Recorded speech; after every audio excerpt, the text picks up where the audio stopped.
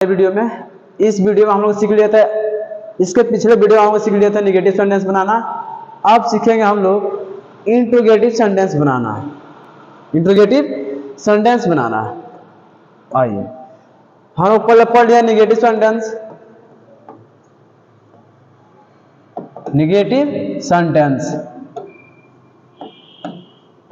Negative sentence का मतलब होता है नकारात्मक वाक्य।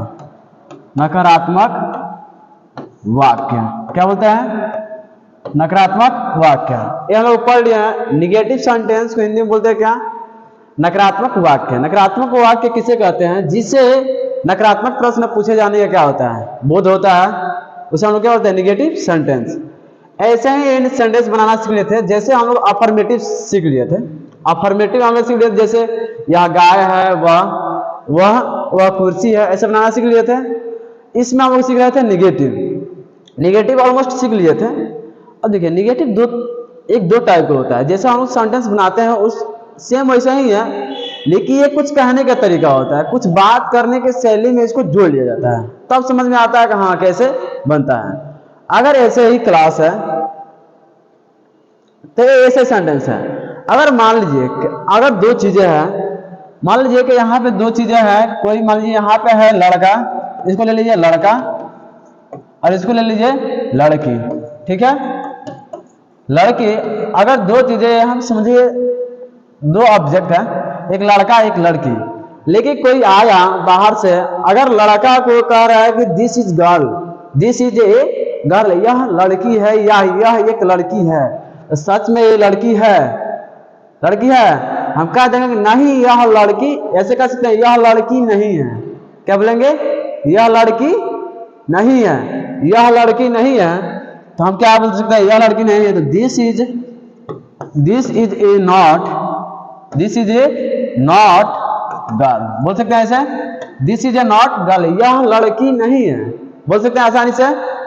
ऐसे ही अगर कोई आया, अगर लड़की को कह रहा है this is a girl, this is a boy, this is a boy, सच में यह लड़का है, सच में यह लड़का है। अगर लड़का है तो हम लोग बोल देंगे यस दिस इज बॉय। अगर नहीं है, ये तो लड़का है नहीं, लड़का नहीं है, तो हम कह देंगे यह लड़का नहीं है, यह लड़का नहीं है। तो इसका सेंटेंस क्या होगा?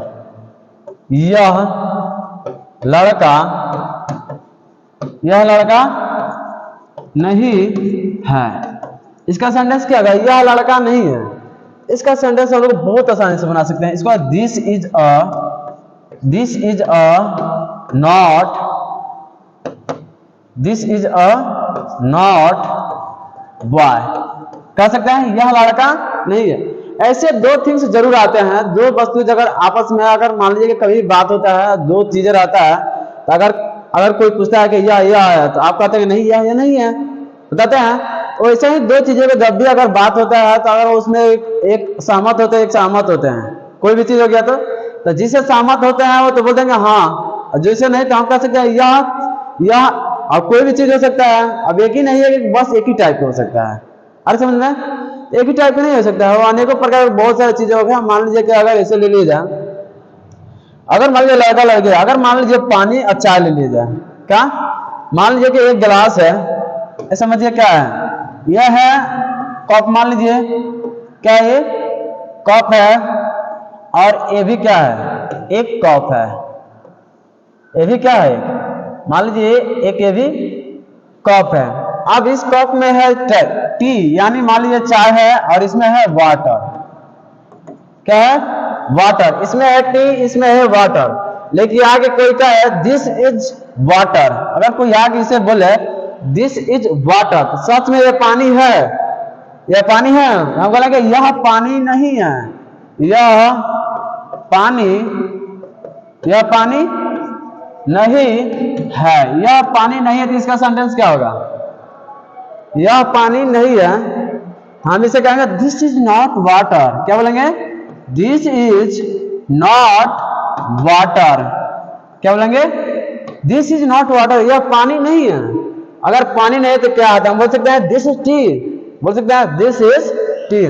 अगर कोई आए, अगर इसी को बोल दिया कि यह चाय है, हम बोल देंगे यह चाय नहीं है, यह चाय नहीं है। तो इसका ट्रांसलेशन क्या होगा? This is not T. क्या होगा? This is not T. और ये है हमारा आलू। जैसे आप मार्केट में गए तो यहाँ पे दो चीजें, आलू और समझिए हो गया आलू और ये हो जाएगा प्याज। समझिए दो चीजें हो गया आलू और प्याज। जैसे आप मार्केट में गए तो वहां पे दो चीजें दिख रहा है, आलू और प्याज। आप जाते जाते क्या बोले कि दिस इज टमाटो, नहीं ऐसे बोले दिस इज ओनियन। आप जाते जाते क्या बोले कि दिस इज ओनियन। ये रियलिटी में ये ओनियन है, प्याज है। हम इसी को हिंदी में कैसे बोलेंगे, यह प्याज नहीं है, यह प्याज नहीं है। तो यह प्याज नहीं है तो इसका ट्रांसलेशन क्या होगा, this is not onion.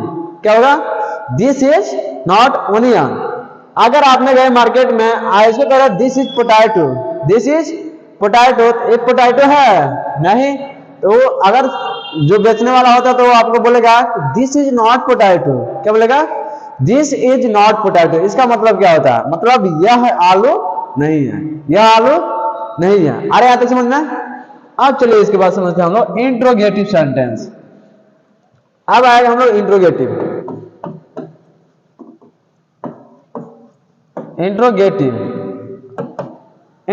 Sentence. Interrogative sentence कहने का मतलब होता है प्रश्नवाचक वाक्य। प्रश्नवाचक वाक्य। अब प्रश्नवाचक वाक्य किसे कहते हैं, जिसे प्रश्न पूछे जाने का बोध होता है उसे क्या बोलते हैं हम लोग, प्रश्नवाचक वाक्य।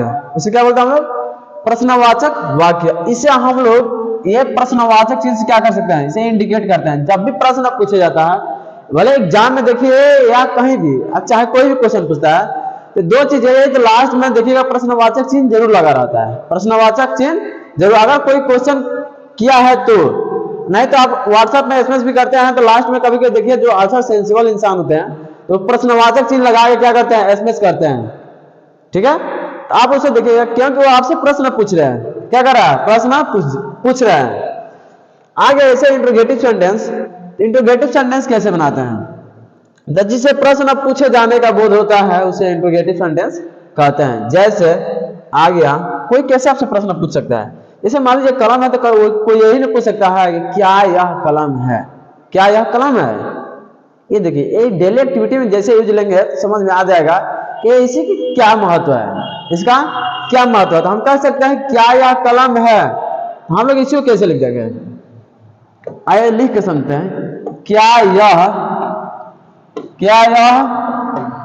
कलम है, क्या यह कलम है,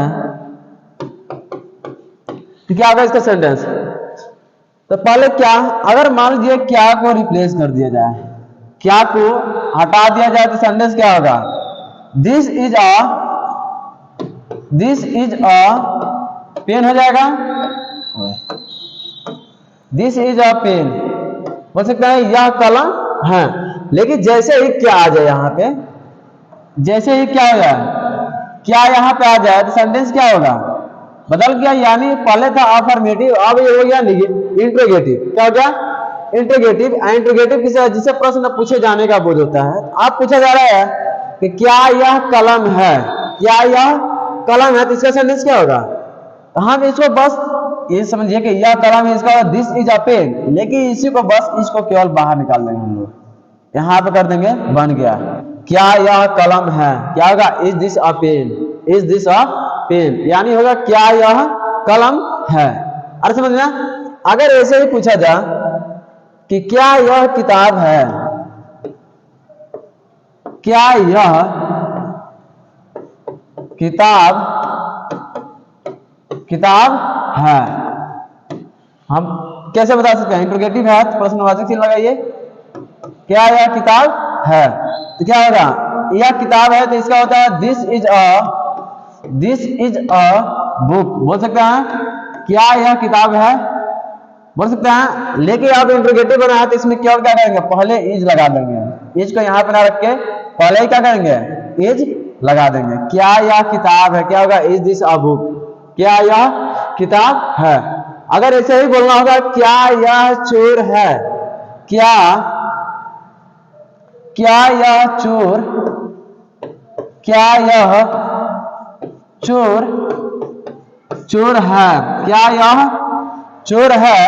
हम बोल सकते हैं इसके साथ लगाएंगे, पहले इज लगा लेंगे, is this thief, is this thief, THIEF, is this thief, क्या यह चोर है? आ रहा समझ में? यहां ध्यान दीजिए, अगर मान लीजिए जब भी प्रश्न पूछा जाता है तो इंसान जो पूछता है वो कंफ्यूज रहता है, तभी आपसे क्वेश्चन पूछता है। तभी क्या करता है, जब कंफ्यूज रहता है तो, अगर नहीं कंफ्यूज है तो 100% उसको मालूम है तो बता देगा यह कलम है, बता देगा। वैसा ही अगर पूछा जाए कि समझ लीजिए कि दो लोग हैं, दो लोगों में से एक है सुनील, एक है सुनील और एक है अनिल, एक क्या है अनिल। मान लीजिए दो लोग हैं, एक है सुनील और एक है अनिल। अगर ऐसे क्वेश्चन पूछा जा रहा है कि उसको कंफ्यूज है पूछने में कि कौन सुनील है और कौन अनिल है, जब कंफ्यूज है तो क्या पूछेगा, क्या यह सुनील है, क्या यह अनिल है?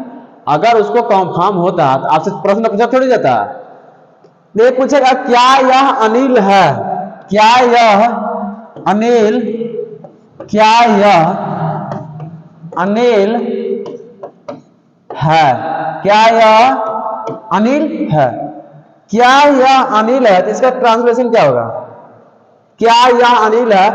इसको क्या करेंगे हम लोग, पहले इसके साथ यह के साथ हम लोग इज लगाते हैं, तो इसको बाहर निकालेंगे, इज दिस अनिल, पूछ रहे इज दिस अनिल, क्या यह अनिल है? क्योंकि उसको कंफ्यूज है तो क्वेश्चन पूछेगा। तो आप बताइए यहां से, सच में ये अनिल है, अनिल है? अगर अनिल नहीं है तो कौन है?